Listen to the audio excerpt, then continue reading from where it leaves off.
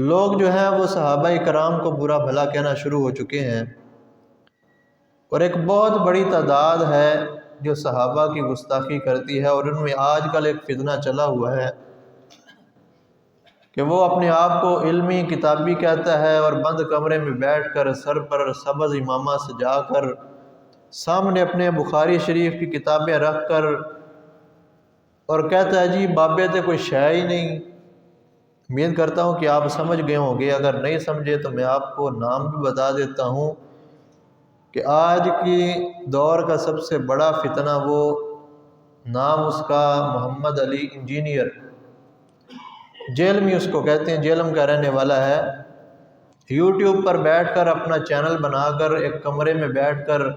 وہ صحابہ کرام پر بھی بھونکتا ہے، اور پھر ہمارے بزرگان دین کو تو وہ کہتا ہے کہ بابے تو کوئی شے ہی نہیں، میں تو کسی بابے کو مانتا ہی نہیں،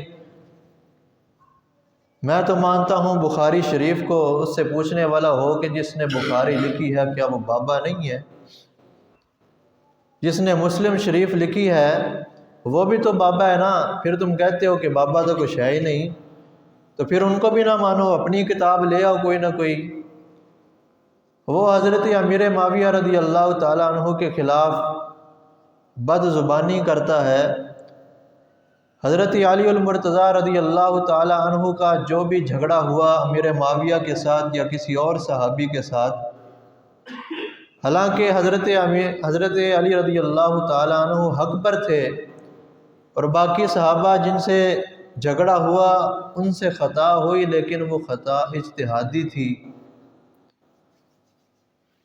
لیکن اس بات کو مدعا بنا کر صحابہ پر تان تشنی کرنا یہ ہرگز قبول نہیں کیا جا سکتا، کیونکہ اللہ رب العزت نے جب فرما دیا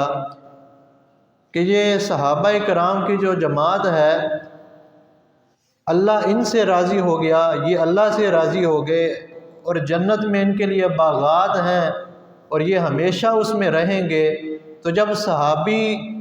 جنت میں جائے گا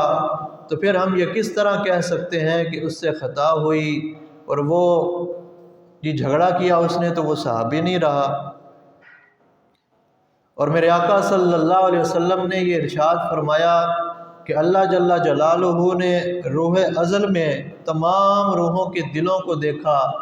اور سب سے پاکیزہ جس کا دل پایا وہ میرے صحابہ ہیں۔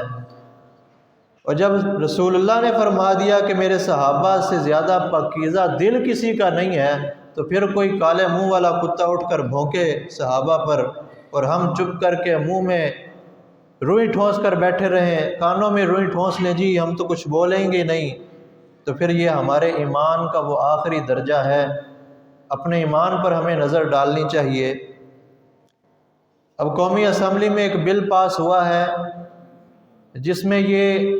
قرارداد پیش کی گئی کہ جو صحابہ کی گستاخی کرے گا اس کو پہلے 5 ماہ کی سزا ہوتی تھی، لیکن اب وہ بل پیش کیا گیا اور وہ سزا بڑھا کر عمر قید کی سزا کر دی گئی ہے، اور یہ ایک بہت اچھا قدم ہے اور مسلمانوں کے لیے یہ بڑی خوشی کی خبر ہے، لیکن امید کرتا ہوں کہ آپ تک یہ خبر نہیں پہنچی ہوگی، کیونکہ ہمارا یہ ذوق نہیں ہے کہ ہم اس طرح کی خبریں سنیں۔ ہم تو سنتے ہیں کہ عمران خان نے کیا کر دیا، نواز شریف نے کیا کر دیا، لیکن اس طرح کی خبر سننا ہم پسند نہیں کرتے جس میں اسلام کا ذکر ہو۔ تو لہٰذا اپنے ٹیسٹ کو چینج کریں، اب اسلام کی طرف واپس آئیں، کیونکہ اگر ہم اسلام کو چھوڑ دیں گے، ایک سائڈ پہ رکھ دیں گے اور کہیں گے کہ نہیں صرف مسجد کی حدود میں اسلام موجود ہے، تو پھر ہم کبھی کامیاب نہیں ہو سکیں گے، اور ہمارا مسلمانوں کا حال وہ ہونے والا ہے کہ ہمارا نام و نشان اس دنیا سے مٹ جائے گا۔